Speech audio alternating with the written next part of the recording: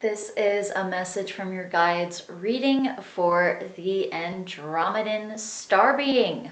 Okay, so I am going to go ahead and surround us in some protective energy with my lapis lazuli.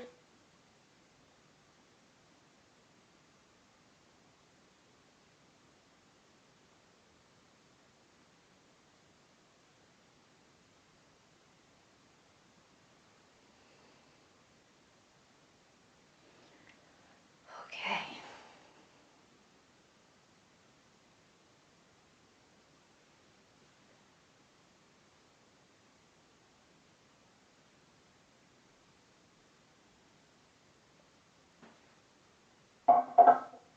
Okay, so your guides are bringing up this question that I remember you had asked about a specific crystal, which I obviously, you know why I cannot really say the name of the crystal in this reading, because that would just give too much away. So you were asking about your connection to this crystal, though, and so I feel like they're going to answer that a little bit. Oh, right. Yeah, I should go into my crystals though first. Okay, so you just saw I had my lapis lazuli, so that has to do with third eye and throat chakra. So creativity. Why am I feeling my solar plexus all of a sudden a lot? I feel like there's something going on here with the solar plexus, almost like there's kind of an energy that they're sending you. It does feel like blocks releasing, but this doesn't feel like I'm picking up on a block, even though I'm feeling my solar plexus kind of intensely, but it feels like they're almost shaking something up. They're kind of sending you a lot of energy. And did this come up in the last reading as well? I have so many readings now. But I think I remember something about like a fire energy or something, I think. Okay, but anyway, so this is my Mookite Jasper. So that obviously has a lot of fire energy with it too. So this is your root chakra, sacral chakra. It can be solar plexus as well. So those three chakras down there. And then I've got some protective crystals here. So I have my tektite, which is a piece of meteorite. And then I have my obsidian. So those have a lot to do with absorbing negative energies, deflecting them, and it feels like a kind of protective, almost coating, kind of being put around you a little bit for some reason. Feels like your guides are kind of stepping in a little bit more, like they are kind of almost solidifying a natural protection that you already have. It feels like you kind of give off this vibe a little bit energetically that kind of gets some energies to kind of be at bay a little bit, not come towards you so much.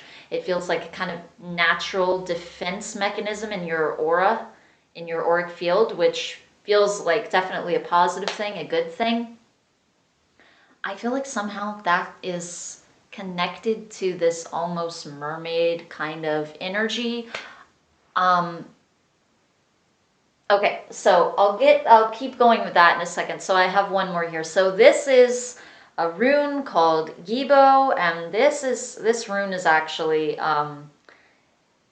for the whole group this week. So I'm using it for all of these Patreon readings, but it is about receiving and what you're taking in and what you're putting out.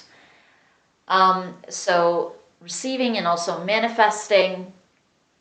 And it has to do with that balance and with masculine and feminine.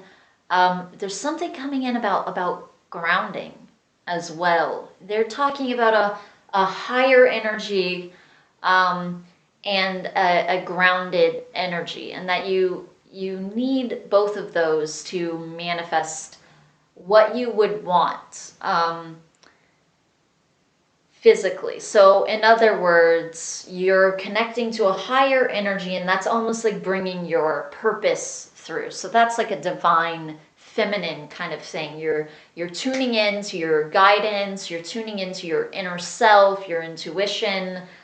And so this is very much your third eye, your crown chakra. So you're receiving all this information. It feels like it can be heart as well.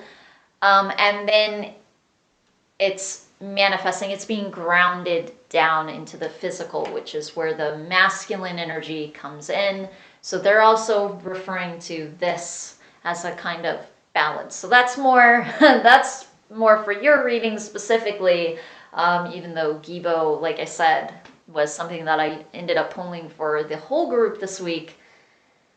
Okay, but there is something about this, so this crystal and the connection that you have with it, and it definitely feels like it's something to do with this mermaid kind of guide that's there. But then I remember you also have a Syrian, a male guide also. I don't really feel like she's necessarily Syrian though. Or even if she has had a life there, I don't feel like it's like necessarily her origin or something like that. If she feels, like I said, even if she has had a lifetime there, she feels more generally like a mer person. And there's like this flash of blue all of a sudden in the room here. So there's kind of this wild kind of energy pretty much with every mermaid that I've ever felt before. There's this feeling almost like how the sea can be calm and tranquil and, you know, happy, or it can be really stormy and violent and more kind of angry, or there's this kind of wild kind of energy with the ocean, with different aspects of the weather. There's that kind of energy there, where it's kind of just wild and free. It can be violent or it can be very calm. But it feels like this also brings up actually a lot of creativity. Because in some ways there's almost no structure in a sense. You just feel whatever and you kind of react to things. Not you personally. I don't really see you necessarily so much that way.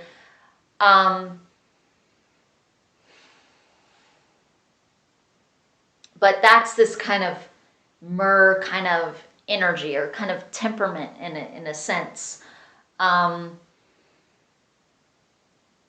Although I do feel like she's also, there's also definitely a sense of direction. So even though there's this kind of chaotic feeling, it's not like she's all over the place or something like that. So I feel like she's a good guide for you. She's very creative and playful and can kind of be all over the place with her imagination in a sense and create things on a whim. And so she's spontaneous, in other words. And she follows her excitement and her passion, but at the same time, I still feel like she has a grounding, a sense of direction, knowing what she wants, knowing who she is, which is also a lot of times very present with a mer type of energy. There's a kind of, almost a kind of dominant a little bit energy there. So a kind of masculine kind of energy there. So it makes you think a little bit of a tempest. How the wind and the sea can all of a sudden just stir up and almost all of a sudden or out of nowhere, but then it can also be very calm and very healing. And so I also feel like it has to do with stirring things up, allowing them to kind of bubble, and I feel like that puts out a manifestation. So it just feels like a lot of creativity and kind of letting your emotions create and letting your mind create and think up new things and kind of a brainstorm. And um, so she's, I mean, obviously that's an expression, a brainstorm, but she has this kind of sea energy at the same time. So she's kind of doing a play on words there. But that definitely feels like that is your connection mainly anyway to the crystal. So it feels like very much a creative outlet, and also it feels like a response in a sense to this guide being there, and you kind of feeling intuitively drawn to kind of letting this guide kind of influence your business in this sense. It feels like she's kind of the one.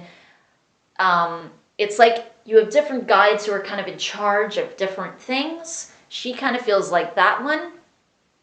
But I also feel like you having a specific connection to this as well. I don't feel so much of the wild kind of specifically mer kind of energy like that, where it's more of like a fairy-ish kind of mer energy. Because like a Syrian, for instance, they hold that body type. They have a mer body type. Some Syrians, anyway. Obviously, not every Syrian is of that race, but um, they hold that kind of body type. They definitely have a strong will, kind of an indigo kind of feeling, but not so much that specific kind of wild, untamable kind of energy that I feel with the mermaid. It doesn't feel quite the same. They're just holding that same body. So I feel like you do have a connection as well to mermaids in that sense, where you were a mer person, but it feels more like on Sirius or a place like that where you have that form, and so you're in the water, but not um, not the same exact kind of energy. Okay, so that is the end of this reading. Thank you so much for allowing me to do this reading for you, and I truly hope that it benefits you as always. I will see you next week for the next one. Namaste.